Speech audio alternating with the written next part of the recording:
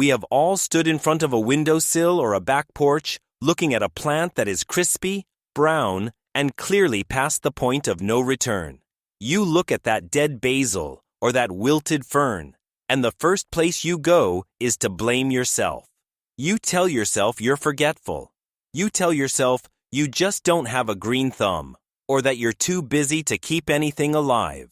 You assume that the difference between the people who have lush green homes and the people who kill cacti is some kind of magical intuition or superior discipline. I want you to let go of that guilt right now, because it is not a failure of character. It is simply a failure of mechanics. We have been taught to water plants in a way that fights against physics, and when you fight physics, you eventually lose. The way most of us are taught to care for a plant is a calendar-based chore. We think, I need to water this on Tuesday and Saturday. We pour a cup of water into the top of the pot, watch it soak in, and walk away feeling like we did our job. But think about what actually happens inside that pot. When you pour water from the top, gravity takes over immediately. The water rushes down through the soil, often following the path of least resistance. It pools at the bottom or runs out the drainage holes. For a few hours, the soil is soaking wet, often too wet. The roots are drowning, unable to breathe because the water has displaced all the oxygen. Then, over the next few days, gravity and evaporation do their work. The soil dries out from the top down. By the time Tuesday rolls around again, the soil is bone dry and the roots are starving for moisture. We are putting our plants through a constant cycle of feast and famine. We drown them, then we dehydrate them, and we expect them to thrive. That is not how nature works. In the ground, deeper soil holds moisture consistent for weeks or months. Roots stretch out to find it. They drink when they are thirsty, not when we decide to pour water on them. When you try to replicate the earth in a small plastic pot, you lose that natural buffer. You are asking a very small system to rely entirely on your memory and your schedule, but the plant doesn't care about your schedule. This is why we need to stop thinking about watering and start thinking about wicking. We need to stop acting like a waiter refilling a glass and start thinking like an engineer building a reservoir. Engineers don't rely on memory to keep systems running. They rely on reliable physical principles that work whether they are watching or not. We are going to look at a principle called capillary action.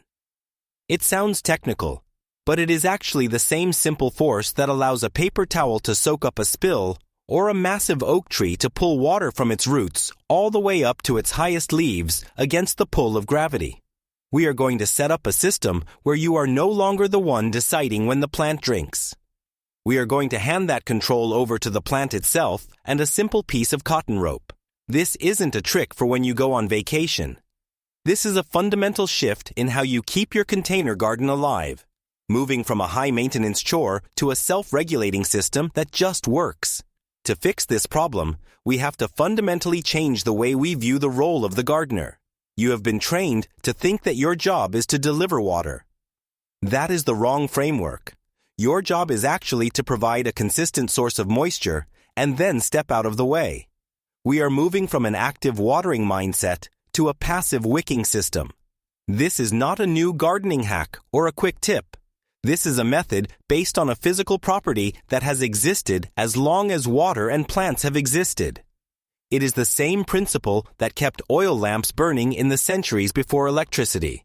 The oil traveled up the cotton wick to the flame not because of a pump or a machine, but because of capillary action. Capillary action is the ability of a liquid to flow in narrow spaces without the assistance of or even in opposition to external forces like gravity. It is how nature moves water. When you look at a massive tree, there is no mechanical pump at the bottom pushing water up to the branches. There is a continuous system of tiny vessels, essentially microscopic tubes that pull moisture from the damp soil up to the leaves. We are going to replicate that exact biological machine using a simple cotton rope.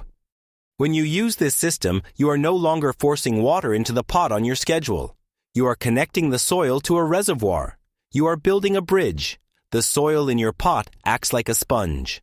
When a sponge is dry, it wants to absorb water. When it is saturated, it stops. By connecting that soil sponge to a water source with a wick, you allow the soil to drink exactly as much as it needs, exactly when it needs it. The beauty of this framework is that it completely removes the guesswork. You don't need to wonder if the plant is thirsty today. You don't need to stick your finger in the dirt or try to remember if you watered it on Tuesday. You are simply setting up a self-regulating loop. The plant uses water. The soil dries out. The dry soil pulls moisture from the rope, and the rope pulls water from the reservoir.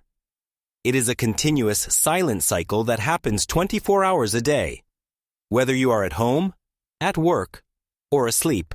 Let's talk about the hardware. The good news is you likely have most of what you need sitting in your utility drawer or your recycling bin right now. You don't need to buy a $50 self-watering planter or a complex drip irrigation system with timers and valves. You just need a vessel to hold water and a rope to move it. The rope is the engine of this entire system. So, this is the one place where you cannot cut corners. You need to find 100% cotton rope. This is critical. Most general-purpose rope you buy at a big box store today is synthetic, nylon, polyester, or polypropylene. Those materials are essentially plastic. Plastic does not absorb water. It repels it. If you use a nylon cord, your plant will die because the water will just sit on the surface of the fiber. You want natural fiber. An old-fashioned clothesline, a cotton sash cord, or even a strip cut from an old cotton t-shirt will work. You can test it easily. Dip the end in a glass of water. If it darkens and soaks up the liquid instantly, you are in business. If the water beads up and rolls off, it's trash. Once you have your cotton line, you need a reservoir. This can be anything that holds water. For a single houseplant, a glass mason jar or a clean wine bottle works beautifully. For a larger patio tomato plant, you might need a 5-gallon bucket. The size of the reservoir determines how long you can walk away from the system, but the mechanics remain exactly the same. You are simply creating a tank of fuel for your plant. Now, we have to connect the two. This is the installation process, and it takes about 3 minutes. You don't need to repot the plant. Take a screwdriver or a chopstick and gently poke a hole into the soil of your potted plant. You want to go deep, getting down near the root zone, but be careful not to tear through the main root ball. You are creating a tunnel. Feed one end of your wet cotton rope down into that tunnel. You want good contact between the rope and the soil. The more surface area the rope has touching the dirt, the better the moisture transfer will be. Cover the rope back up with soil and press it down firmly. You want that rope snug in the earth. The other end of the rope goes into your water reservoir. Make sure it reaches all the way to the bottom so it can use every last drop. Now, here is the only rule of physics you need to be careful with. The placement of the water relative to the plant. You want your water reservoir to be slightly lower than or level with the pot. If you place the water bucket on a shelf above the plant, gravity will take over completely, and you will create a siphon. The water will flow uncontrollably, flooding your plant and making a mess on the floor. We want wicking, not siphoning. By keeping the water level below the soil line, you force the water to travel up the rope. This ensures the water only moves when there is a dry force pulling it, which is exactly what we want. Now that you have your rope buried in the soil and the other end resting in the water, the system is active. You won't see anything move. You won't hear any pumps humming. But inside that pot, a silent, invisible conversation is happening between the soil and the water. This is the part that usually surprises people because we are used to force. When you water with a can, you are forcing water into the pot whether the plant wants it or not. You are flooding the system. This method is the opposite. It relies on the principle that nature seeks balance. Think of the soil in your pot like a dry sponge. When soil is dry, it has a high tension. It is thirsty. It physically pulls moisture toward itself. Because your cotton rope is saturated with water from the reservoir, the dry soil begins to drink from the rope. It sips the moisture off the cotton fibers. As the water leaves the top of the rope to enter the soil, the rope dries out slightly. That dryness creates a vacuum that pulls more water up from the reservoir below to replace it. It is a continuous chain reaction. Water molecule pulling water molecule traveling up the line. Here is the most critical part, and the reason this system is superior to human care. It knows when to stop. When you pour water, you don't know when the soil is satisfied. You guess. But the rope knows. As the soil becomes damp, its tension drops. Wet soil does not pull water. Once the soil reaches that perfect level of moisture, damp but not soggy, it stops drinking from the rope. The flow of water pauses. This means you literally cannot overwater your plant with this system. The physics won't allow it. The water will sit in the reservoir and wait until the plant uses up the moisture in the pot. Once the roots drink and the soil dries out again, the tension returns and the rope starts delivering water again immediately. You are creating a self-regulating environment. The plant always has access to water, but it is never drowning in it. The roots stay hydrated, but they also get the oxygen they need because the soil pores aren't flooded. You have effectively automated the most difficult part of gardening, which is simply knowing how much is enough. The real test of any system is not how it performs when you are standing right there watching it. The real test is what happens when you walk away. This is where the capillary wick changes the rhythm of your life. When you water with a can, you are tied to that plant every 2 or 3 days. If you get busy, or if a heat wave hits on a Wednesday when you are at work, the plant suffers. With a reservoir and a wick, you buy yourself the one thing every gardener wishes they had more of, which is time. Let's walk through what the next 2 weeks look like with this setup. On day 1, you fill your jar or bucket. You check that the rope is wet and the soil is settled. Then you walk away. You don't come back on day 2. You don't check it on day 3. By day 4, if you look closely at your water jar, you might see the water level has dropped half an inch. That is your confirmation. The system is live. The plant is drinking. You don't need to touch it. By day 7, normally you would be panicked that your fern or your basil is drooping. Instead, you look at the reservoir. Maybe it is half empty. The plant looks exactly the same as it did a week ago. Perky, green, and turgid. It hasn't experienced a single moment of drought stress. By day 14, depending on the size of your reservoir and the heat of the room, you might be getting low on water. Your only job now is to refill that jar. That is it. You have replaced 14 days of worrying and checking with 30 seconds of refilling. This reliability holds up even as the seasons change. And this is where the physics really shines. In the middle of July, when the air is hot and the sun is beating down, your plant transpires more. It sweats just like you do. The soil dries out faster. Because the soil dries faster, the tension increases and the rope pulls water faster.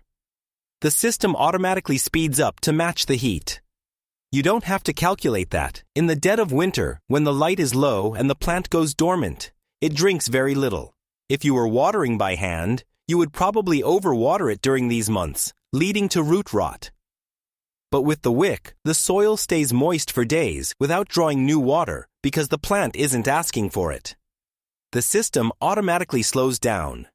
It bridges the gap between the seasons without you ever having to adjust a dial or change a timer. You are working with the natural rhythm of the plant rather than trying to force your own schedule upon it. The real payoff of this system isn't just a greener plant, it is a quieter mind. When you remove the daily anxiety of, did I water that? Or, is that drooping because it's thirsty or because I drowned it? You change your relationship with your garden entirely. You stop looking at your plants as a list of chores and start seeing them as a living part of your home that is taking care of itself. Think about the mental load you carry. We all have a dozen things running in the back of our minds. Work deadlines, family needs, household repairs. Keeping a basil plant alive shouldn't be another source of stress. When you install a wick system, you are essentially delegating that worry to a piece of cotton rope and the laws of physics. You can walk into the room, glance at the water level in the jar from 5 feet away, and know instantly that everything is fine. You don't need to touch the soil. You don't need to lift the pot to see if it feels light. One glance and you move on with your day. This stability is just as important for the plant as it is for you. Plants do not like surprises.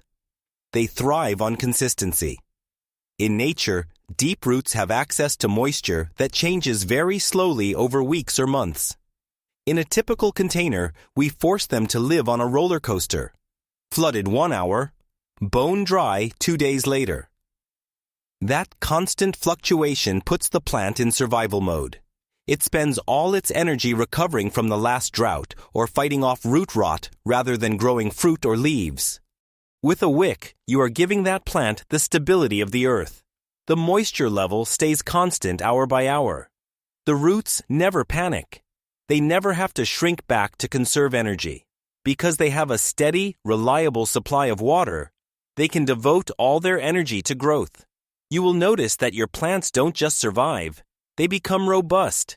They look different, steadier, stronger, more resilient.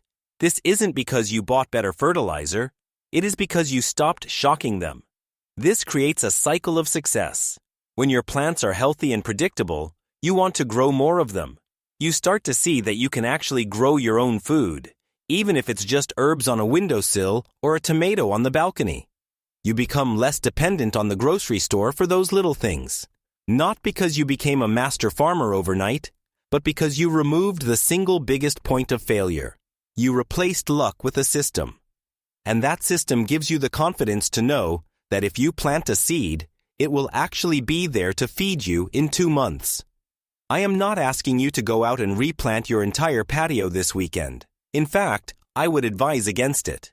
When we try to change everything at once, we usually get overwhelmed and quit. That is how we got into this mess of overbuying and undertending in the first place. Real change in the garden, just like on the homestead, happens one small successful experiment at a time. So, here is my invitation to you. Find the one plant in your house that is struggling the most. Maybe it's that peace lily that droops every 3 days, or the herbs on the windowsill that are crispy around the edges. Take that one plant. Find a clean glass jar from your recycling bin. Cut a piece of cotton cord. Spend the 5 minutes it takes to install this wick. Then do nothing. Just watch. Mark the water level on the side of the jar with a piece of tape or a marker. Check it tomorrow. Check it the day after. When you see that water level drop, even just a fraction of an inch, you are going to feel a shift. You will realize that for the last 24 hours while you were sleeping, working, or eating dinner, that simple piece of rope was working for you. It was keeping a living thing alive without you lifting a finger. That is the moment the anxiety leaves. You will see that you don't need to be a master gardener to have a green home. You just need to understand a little bit of physics and have the patience to let nature do what it was designed to do. Once you see it work on one jar, you will know exactly what to do with the rest. But for now, just start with one. If this simple shift in mechanics changes the way you look at the life in your home, please subscribe and like the channel. We are uncovering the natural laws and forgotten wisdom that help us thrive alongside nature. Let's build a more resilient future together. The next discovery is waiting for you.